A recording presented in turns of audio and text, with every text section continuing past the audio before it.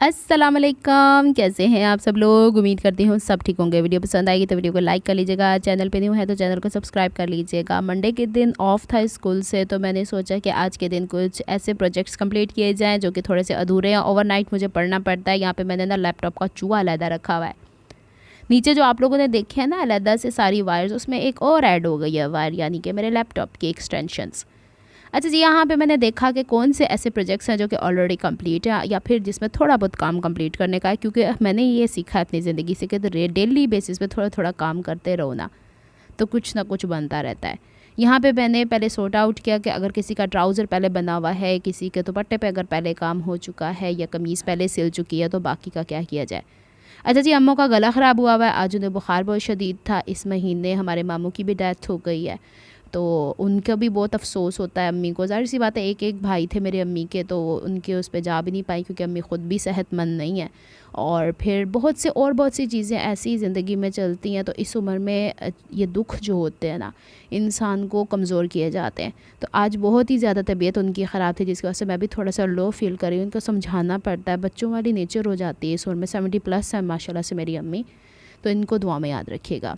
यहाँ पे मैं साथ साथ आपको कपड़े दिखा रही थी, और फिर जाहिर सी बात है ये काम भी ज़िंदगी के साथ साथ चलते हैं। खलारे पे रेंट फिर एनजी है। फिर दूसरा ये कि मेरे भाई बाहर होते हैं, तो वहाँ से एक फ़ैमिली आई हुई थी। मैंने बताया था रिसेंट पिछले दिनों में कोई शादी थी हमारे ख़ानदान की, वो जब मिलने आए तो मेरी अम्मी बहुत ज़्यादा भाई को याद कर रही थी। बहुत ज़्यादा टाइम हो गया भाई को यहाँ आए हुए, तो उनको भी याद करते करते बहुत ज़्यादा सेंटिमेंटल सी हो जाती हैं। तो फिर जाहिर सी बात है, माएँ हैं, माँओं के लिए तो सब बच्चे बराबर होते हैं, और ख़ासकर जो दूर होते हैं वो बहुत ज़्यादा करीब होते हैं। ये वो ही समझ सकती हैं जो या तो लड़कियां या लड़के बाहर के मुल्कों में, या फिर माँ बाप मतलब दूसरे मुल्कों में होते हैं। यहाँ पे मैं पहले सारी सफाई कर रही थी। यहाँ पे जो मैंने मैरून कलर का आपको ड्रेस दिखाया है, ये रेड दिखाया है, ये कॉटन सिल्क है। कॉटन सिल्क का बहनें मुझसे पूछ रही थी कि ये गर्मियों के कपड़ों में, मतलब गर्मियों के सीज़न में पहना जा सकता है। जी बिल्कुल पहना जा सकता है। अच्छा जी, यहाँ पे दीवार दिखाने का मकसद ये था कि इसके ऊपर नक्शो निगार बनते चले जा रहे हैं। देते कोई भी चीज़ पेस्ट करो तो यानी लथ के थले ही डिगड़ा है, तो मैंने इसको ऐसे ही छोड़ा हुआ है। अब यहाँ पे ये वाली कुर्ती का मैंने सारा काम कंप्लीट किया हुआ था, और एक बहन कहती थी कि इसके ऊपर स्लीव्स अटैच करना बता दीजिएगा, तो मैं आपको वो आइडिया भी दे दूँगी। फिर देखते हैं कि आज के दिन के मैंने कौन से प्रोजेक्ट्स को चुना है ताकि मैं इसे कंप्लीट कर लूँ। छुट्टी कहने को तो छुट्टी होती है, लेकिन घर के इतने ज़्यादा मज़ीद दूसरी डिप्रेसिव बातें होती हैं जो मैंने, बहरहाल ये तो एक ऐसी चीज़ है जो ज़िंदगी के साथ साथ चलती है। लेकिन जब मुझे ये देखना पड़ता है ना कि अम्मों के साथ चलना पड़ता है, तो फिर बहुत सारी चीज़ें आगे पीछे हो ही जाती हैं। चलो जी, अब मैंने बाजू साइड की फ़िटिंग कर ली थी, और बाकी आपने ओवरऑल स्लीव को नापना होता है। इसके हिसाब से आप लोगों ने बाजू लगानी होती है। आम कांधे जिस तरह से होते हैं वही हो जाता है। शलवार की कटिंग की थी, इसकी मैंने वीडियो बना के रखी हुई थी, डिलीट हो गई। लास्ट में इस ड्रेस की कंप्लीट लुक मैं आपसे इंशाल्लाह शेयर कर दूंगी कि मैंने शलवार में क्या करना में संजर अंजाम दी है। ये वाला ड्रेस बेसिकली मैंने घर के लिए लिया था, और यहाँ पे जो साइड के बॉर्डर शर्ट के अंदर से निकले हैं, उसके ऊपर मैंने इस तरीके से लेस का सीधा हिस्सा नीचे रख के जब इसे किनारे की सिलाई लगा के पलटा है तो सिक्योर हो गई। अब हम इसे पलटे की तरह स्लीव के ऊपर इस तरीके से लगाएंगे कि बैक से पलट के फ्रंट की तरफ आएगी। इस दफ़ा मैंने फ्रंट पे स्लीव के लेस लगाने की कोशिश नहीं की है, क्योंकि हर दफ़ा लगा के एक ही चीज़ रट्टाफाइड हो जाती है, तो बंदा थोड़ा सा उसको चेंज करे ना। तो स्लीव का फ्रंट वाला हिस्सा, उल्टा हिस्सा ऊपर रखा हुआ है, और यहाँ पे इस पट्टी का सीधा हिस्सा मैंने इसके उल्टी तरफ रख देना ऐसे। अब की दफ़ा ये जो आपको बॉर्डर नज़र आ रहा है, इसके साथ साथ मैंने यहाँ पे सिलाई लगानी है। सिलाई लगा के इसे इस तरीके से मैंने आयरन करना है। आयरन करके इसे फ्रंट की तरफ पलट के लेस के कपड़े के किनारे पे या फिर लेस के किनारे पे भी आप सिलाई लगा सकते हो, ये आपकी चॉइस होती है। इस तरीके से भी हम लोग डिज़ाइनिंग कर सकते हैं। ये ज़रूरी नहीं कि बाजू के आगे, क्योंकि बाजू के आगे के लिए लेस बची ही नहीं थी। मैंने इस ड्रेस के लिए दूसरी जो लेस ली थी वो जॉइंट लेस ली थी, लेकिन उसका मेरा काम करने का दिल नहीं चाहा। बाजू का होता है ना। अच्छा, मैं इस दफ़ा मैंने यही प्लान करके रखा है कि अपने ड्रेसेस पे अगर मैं नेकलाइन हैवी बना लिया तो मैंने चौक दामन के ऊपर कोई काम नहीं करना। चौक दामन हैवी कर लिया तो फिर नेकलाइन को इतना ज़्यादा ख़ास नहीं बनाना। कपड़े तो मैंने खुद ही पहनने होते हैं ना। अच्छा, यहाँ पे अब मैं तुरपाइयाँ करने बैठी हुई थी, और तुरपाइयाँ करने के लिए मुझे ना नेचुरल सनलाइट चाहिए थी। तो मैं यहाँ पे natural sunlight means artificial light से मैं घबरा जाती हूँ, तो फिर मैं बाहर बैठ गई थी। यहाँ पे दरवाजे की जो हालत खस्ता की हुई है, सादे तोतियाँ ने की हुई है। ये जो तोते हैं ना हमारे, ये आजकल अमरूदों के पीछे वड़ वड़ के चले जा रहे हैं। इसके बीज खा लेते हैं, बाकी इससे फेंक देते हैं। ये हमारी तोती जो है ना, इसका नाम पता नहीं क्या रखा हुआ है इन लोगों ने, मैं तो इसे लाल चूंच कहती हूँ। ये थोड़ी सी बेचारी नाराज़ रहती, कहती मुझे अपने हाथ से खाना खिला। और ये रहा हमारा मिट्ठू, और दूसरा इन दोनों की आपस में दोस्ती है। दोनों लड़कियाँ हैं, वो भी लड़की है, तीनों ही लड़कियाँ हमारे घर में लड़कियों की तादाद बहुत ज़्यादा है। और एक हमारा कॉकटेल पीछे बैठी मैं यहाँ पे तुरपाई कर रही हूँ, और सामने ये पीनो जो है ना, उसको पता नहीं क्या सूजा कहती है, आज मैं ना तोते इसके अंदर लगा देती हूँ।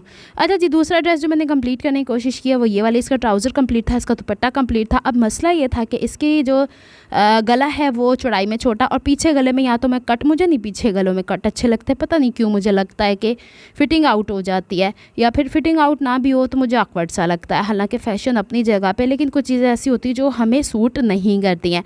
तो यहाँ पे मैंने क्या किया कि ऑर्गेन्जा का ये वाला पैच जो दुपट्टे से बचा हुआ था, इसे मैंने कहीं ना कहीं यूटिलाइज़ करना था, इसे तब से संभाल के रखा हुआ था। अच्छा, ऑर्गेन्जा को इस्तेमाल करते हुए ना कुछ मेरे दिमाग के अंदर ख़दशात थे, लेकिन अल्हम्दुलिल्लाह जब मैंने इस ड्रेस के अंदर इसे कंप्लीट किया तो वो ख़दशात दूर हो गए। देखें, जब तक आप प्रैक्टिकली किसी काम को करके नहीं देखेंगे ना, तो तुहानू पता ही नहीं चलेगा कि किहड़ी चीज़ तुहाडे काम च आंदी है, किहड़ी चीज़ ते तुहानू महारत हैगी है, किहड़ी चीज़ च नहीं। यहाँ पे बैक के पल्ले को भी दोबारा से इस्त्री करना पड़ेगा। ये थोड़ा सा लीलन टाइप स्टफ़ है, लेकिन मुझे इतना बेहतरीन नहीं लगा। लेकिन देखिए, हर कपड़े की अलग क्वालिटी होती है, हर कपड़े की रख रखाव अलग होता है, इसे संभालने का तरीका अलग होता है, वॉश करने का तरीका अलग होता है। यहाँ पे मैंने क्या किया कि इसका नेकलाइन पीछे से थोड़ा डीप था, गुलाई में कम था, तो रे पट्टी लगाने के बजाय मैंने बुकरम को उसके ऊपर कटिंग किया। पीछे का गला मैंने रखा है 3.5 इंच गहरा, और इसको मैंने गले में पहन के देख लिया है तो मेरे सर से आराम से गुजर गया है, लेकिन थोड़ी एहतियात के साथ ही। इट मीन्स पीछे कट लगाने की ज़रूरत नहीं है। इसको मैंने इस तरीके से बैक की तरफ पलट लिया था, साइड की फिटिंग कर ली।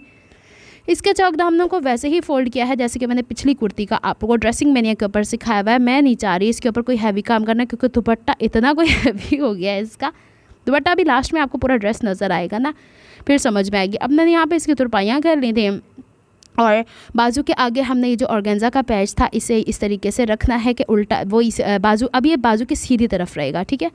बाजू की सीधी साइड, ऑर्गेन्जा का पैच सीधा, और इसके ऊपर मैंने ये जो पलटा 3.5 इंच चौड़ाई का लगाती होती हूँ, इसका 1/2 इंच का मार्जिन फोल्ड किया। जितना हिस्सा मुझे ऑर्गेन्जा का लेस के साथ छुपाना है उतना मैं किनारे की सिलाई लगा के इसे बैक की तरफ पलट के हाय बाजू की फिटिंग करके ला छड़ी जाए। अच्छा, इसी दौरान ना लाइट चली गई थी, फिर मैं सो भी गई थी, इससे पहले चली गई थी, और यहाँ पे ये ड्रेस हो गया कंप्लीट अल्हम्दुलिल्लाह। जो मैंने सोचा था कि छोटे छोटे पोर्शंस में काम करना चाहिए, काम तो कंप्लीट हो ही जाते। अच्छा, एक जो और डर था ना मेरे दिमाग में कि यहाँ पे अक्सर लोगों के मैंने जब ऑर्गेन्जा को स्टिच करते हुए देखा ना, तो उसमें ना यूँ ऐसे बल से आ रहे होते हैं। वो शुक्र है कि इसके ऊपर नहीं आए। चौक दामन मैंने सिंपल फोल्ड किया। एक तरफ जो चौक है ना वो थोड़ा सा बढ़ा है डिज़ाइन के हवाले से, कोई गल नहीं, पाए हो इतना फील नहीं होएगा। ये मेरा फॉल्ट नहीं है, ये डिज़ाइनर्स का फॉल्ट है। यहाँ पे जो मैंने शलवार नुमा ट्राउज़र आपको बताया था, ये इसका हिस्सा था। इसके भी बॉटम पे तुरपाई होने वाली, यानी हुण मेरा एक पूरा दिन निकलेगा, नदी तुरपाइयाँ कंप्लीट कर दे दो। क्योंकि ये वाला सूट मैंने प्लान किया कि भाभी जो मेरी हैं उनको जो ड्रेसेस भेजने थे उसमें भेज दूँ, क्योंकि ये वाला दुपट्टा मैं तो नहीं कैरी कर सकती, वो कैरी कर लेंगी। और दुपट्टा ये बना था ऐदे विचारों बंदे हले ना तुरपाइयाँ होने वाली जे। ये था कंप्लीट लुक इस ड्रेस का। अगर कमीज़ की लेंथ पूछेंगे तो आप 38 से 40 इंच लॉन्ग थी, और जो हमारे मीडियम साइज़ फिटिंग होती है 20 चेस्ट वाली, ये वही है।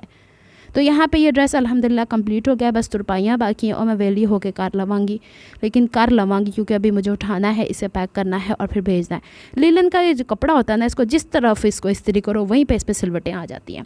अच्छा, यहाँ पे कुछ वीडियो के जो थे ना, ये क्लिप्स मुझसे डिलीट हो गए थे वॉइस ओवर करते करते, फिर मुझे याद आया ये कपड़ा जो था ना ये 5 मीटर था और एक साइड पे बॉर्डर था। अगर मैं बॉर्डर निकालती शलवार का घेर पूरा नहीं आना था। एक दफ़ा पहले भी मैंने आपसे शेयर किया हुआ है कि इसमें मैं फिर बॉर्डर फ्रंट की तरफ आसन में ले आया करती हूँ।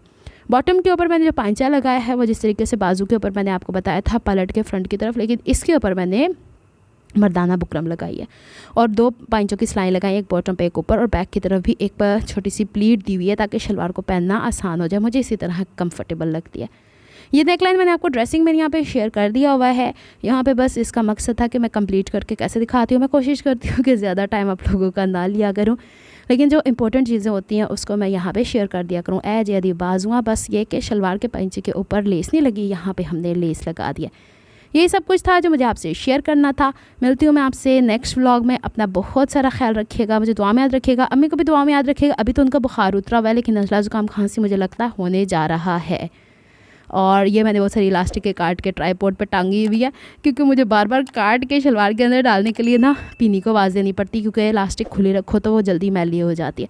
मिलते हैं नेक्स्ट व्लॉग में। अपना बहुत सारा ख्याल रखिएगा, मुझे दुआ में याद रखिएगा। रब रखा फ़ी अमानिल्लाह। अल्लाह हाफ़िज़।